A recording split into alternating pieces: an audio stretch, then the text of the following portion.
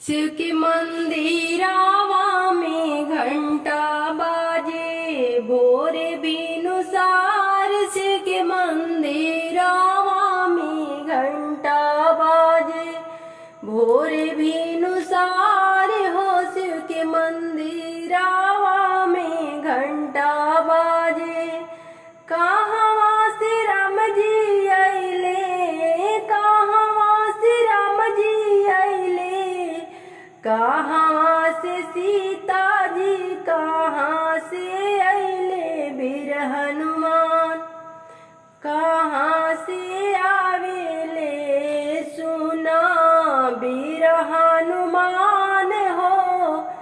शिव के मंदिरावा में घंटा बाजे भोरे भिनसार। शिव के मंदिरावा में घंटा बाजे अवधा से राम जी अइले, अवधा से राम जी अइले, मिथिला से सीता जी, पराबत से आविले वीर हनुमान हो।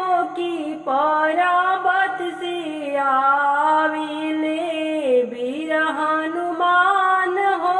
कि पराबत से आविले वीर हनुमान हो। कि पराबत से आविले। शिव के मंदिरावा में घंटा बाजे भोरे भिनुसार हो।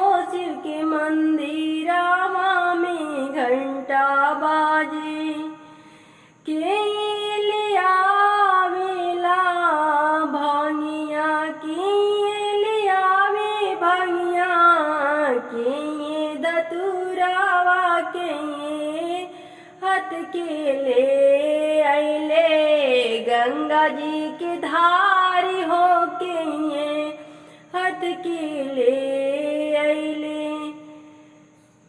राम जी अइले भांगिया ले आइले, राम जी अइले भांगिया लिहाले, सीता जी आवेली, सीता जी दतुरवा लिहले, वीर हनुमान वैले गंगा जी की धार लिहले, वीर हनुमान वैले गंगा जी के धार लिहले।